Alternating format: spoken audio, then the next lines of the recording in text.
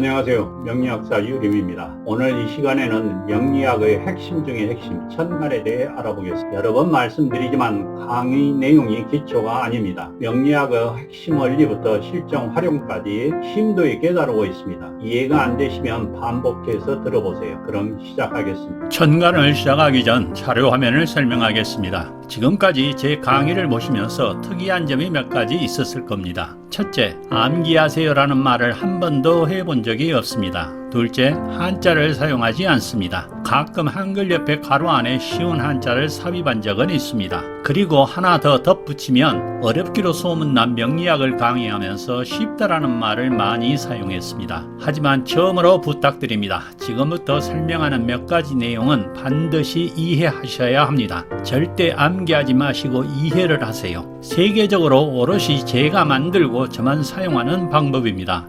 먼저 사각형 천간에 대한 설명입니다.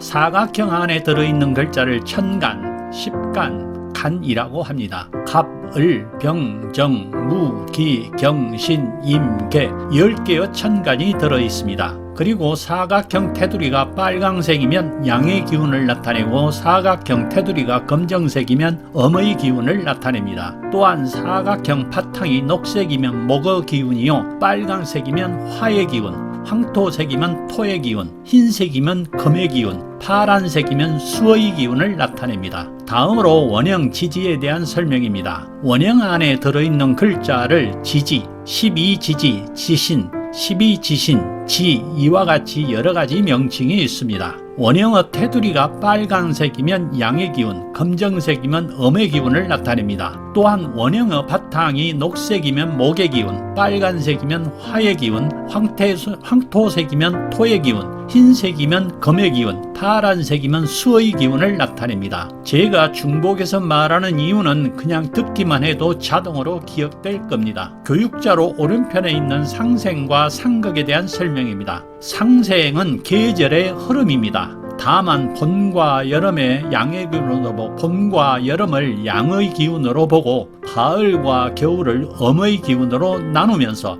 음양의 중간에 토라는 기운이 나타났다고 생각하면 됩니다.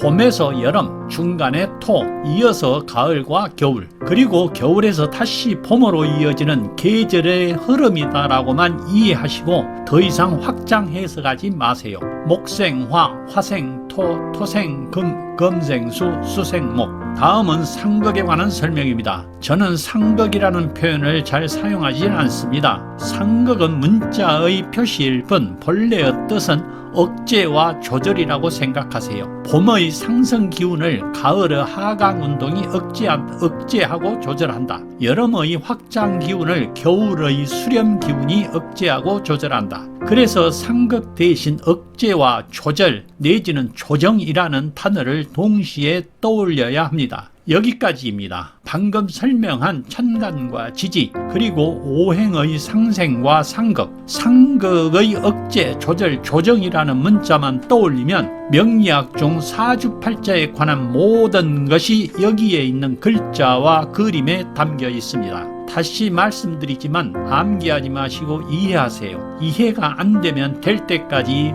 보고 듣고를 반복하세요. 이상입니다.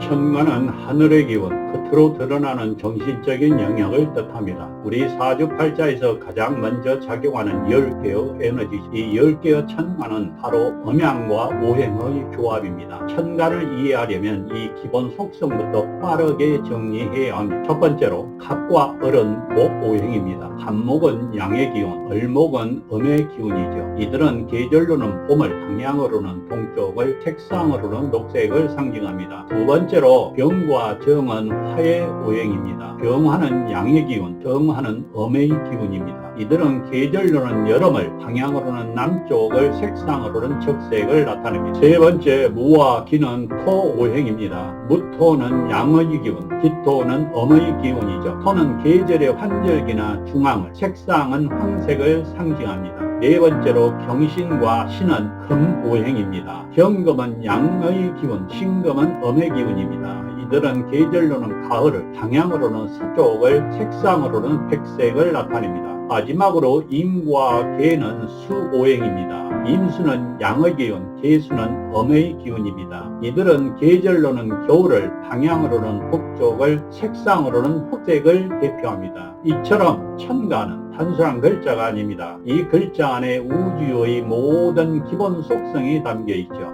이 기본 틀을 머리에 넣고 다음 내용부터 각 글자가 각각 무엇을 의미하는지 구체적인 비유를 통해 살펴보겠습니다. 첫 번째는 나무의 기운, 목천간입니다. 바로 간목과 을목을 살펴볼게요. 간목은 양의 기운이 흐르는 초봄에 솟아오르는 기운을 상징합니다. 하늘로 우뚝 솟은 큰 소나무를 비유합니다. 만약 일간에 간목이 있다면 강한 추진력과 굳은 리더십을 상징합니다. 시작하는 힘이 아주 강하며 절대 굽히지 않는 성품입니다. 이런 유형을 말하면 개척자 기질의 강단 있는 지도자가 많습니다. 역사 속 강직한 충신의 사주에 많이 보이며 현대에 있어서는 기업의 상업주에게, 특히 창업주에게 흔히 나타납니다. 단점은 너무 곧아서 융통성이 부족하다는 평을 들을 수 있습니다. 다음은 을목입니다. 을목은 너뻥, 펼치려는 기운을 상징합니다. 땅을 덮는 유연한 넝쿨에서 비유됩니다. 겉은 부드러워 보이지만 질긴 생명력이 진짜 특징입니다. 만약 일간에 을목이 있다면 환경 적응의 달인이며 유연한 외교 수완이 뛰어납니다. 이런 유형을 말하면 능수간 협상가나 친화력 좋은 예술가들이 많습니다. 부드러운 카리스마로 대중을 사로잡는 유명 배우들에게 자주 발견됩니다. 겉과 속이 다른 진짜 강자의 모습을 보여줍니다. 이어서 밝음과 열정의 기운, 화천간입니다. 바로 병화와 정화의 차이를 알아볼게요. 병화는 양의 불기운입니다. 한여름의 태양에 비유되는 물상이죠. 일간에 병화가 있다면 모두를 따뜻하게 비추는 활발하고 명랑한 성격이 특징입니다. 숨기는 것을 싫어해서 속마음을 쉽게 드러나며 사람들에게 인기가 많고 주목받는 것을 즐깁니다. 이런 유형을 말하면 대중을 사로잡는 방송인이나 유쾌하고 솔직한 성향의 지도자들이 많습니다. 주변 사람을 챙기는 리더십이 있지만 순간적인 열에 의해 다혈질로 보일 수 있습니다. 모든 것을 드러내는 태양이기에 때로는 과도한 노출로 힘들 수 있다는 점을 기억하셔야 합니다. 다음은 정화, 음의 불기운입니다. 밤하늘의 별빛이나 정밀한 레이저에 비유됩니다. 일간에 정화가 있다면 겉으로는 조용해도 내면에 엄청난 열정을 품고 있습니다. 수많은 정보를 처리하는 총명함과 섬세한 감성이 강점이죠. 이런 유형을 말하면 뛰어난 통솔력의 예술가나 집중력이 높은 연구원이 많습니다. 촛불이 꺼지지 않듯 인내심을 가지고 목표를 성취합니다. 다만 스스로를 태우는 촛불이기에 가끔 혼자만의 고독에 빠질 수 있다는 점을 이해해야 합니다. 이번에는 모든 것을 담아내는 흙의 기운, 토천간입니다. 바로 무토와 기토의 성향을 비교해 볼게요. 무토는 양의 흙 기운입니다. 높은 산맥이나 드넓은 대지에 비유되는 물상이죠. 일간에 무토가 있다면 책임감이 강하고 덤직해서 모두의 신뢰를 얻습니다. 쉽게 흔들리지 않는 중용의 자세를 지킵니다. 이런 유형을 말하면 변함없는 믿음을 주는 멘토나 조직의 중심을 잡아주는 관리자가 많습니다. 단점은 변화를 싫어해서 때로는 고집이 세다는 인상을 줄 수는 있습니다. 큰 산처럼 포용력이 넓지만 다가가기 어려운 느낌을 주기도 합니다. 다음은 기토, 음의 흙기운입니다. 곡식을 키우는 논밭이나 정원의 흙에 비유됩니다. 일간에 기토가 있다면 실속과 현실 감각이 매우 뛰어납니다. 세밀하게 계획하고 꼼꼼히 관리하는 능력이 강점입니다. 이런 유형을 말하면 유능한 실무 매니저나 정리정돈을 잘하는 살림꾼을 떠올릴 수 있습니다. 남의 이야기를 잘 들어주고 주변을 키우는 포용력이 있습니다. 다만 현실에 너무 얽매여서 때로는 사소한 일에 집착할 수 있습니다. 이제 흙의 기운 기토를 지나 새의 기운 금 천간으로 넘어가겠습니다. 금은 가을의 기운으로 만물을 거두어들이는 냉정한 결단력을 가지고 있습니다. 경금은 양의 새 기운입니다. 재련되지 않은 바위나 큰 쇳덩이에 비유되는 물상이죠. 일간에 경금이 있다면 강직하고 의리가 넘치는 단호한 성격의 특징입니다. 불의를 보면 참지 못하는 개혁과 기질이 강합니다. 이런 유형을 말하면 정의로운 법조인이나 시대를 바꾸는 운동가가 많습니다. 변화를 추구하는 힘이 강하지만 날카롭다는 오해를 받을 수 있습니다. 신금은 음의 새 기운입니다. 세공된 보석이나 날카로운 칼에 비유됩니다. 일간에 신금이 있다면 깔끔하고 세련된 완벽주의자입니다. 섬세한 감각과 결단력으로 목표를 이루어냅니다. 이런 유형을 말하면 전문가 디자이너처럼 작은 디테일도 놓치지 않는 능력이 뛰어납니다. 자신을 갈고 닦아 빛을 내는 성향을 가집니다.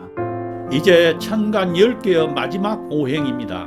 바로 물의 기운, 수 천간인 임수와 계수입니다. 수는 겨울의 기운으로 지혜와 생명의 근원을 담고 있습니다. 임수는 양의 물기운으로 거대한 바다에 비유됩니다. 일간에 임수가 있다면 스케일이 크고 깊은 지혜를 가졌으며 유연한 사고가 특징입니다. 한 곳에 머무르지 않고 자유로운 영혼의 소유자입니다. 이런 유형을 말하면 철학자, 탐험가처럼 흐름을 타고 움직이는 성향이 강합니다. 계수는 엄의 물기운입니다. 이슬비나 땅속의 생명수에 비유되는 물상이죠. 일간에 계수가 있다면 총명하고 직관적이며 치밀한 전략가 기질이 있습니다. 겉은 조용해도 속으로는 만물을 움직이는 힘을 가졌습니다.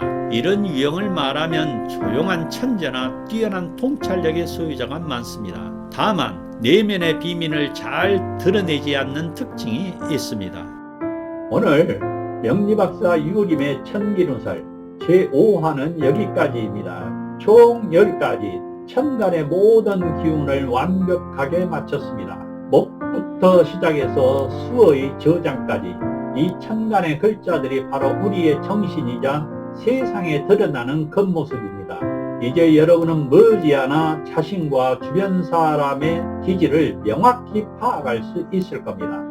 다음 제6화에서는 운명의 현실적인 모습을 담고 있는 땅의 기운, 지지를 연구할 것입니다. 지지는 현실적인 삶의 모습과 구체적인 사건을 보여줍니다. 천간이 하늘이라면 지지는 땅입니다. 하늘과 땅의 조화를 완성할 다음 강의도 꼭 기대해 주십시오. 시청해 주셔서 감사합니다. 구독, 좋아요, 알림 설정은 여러분의 선택입니다. 감사합니다.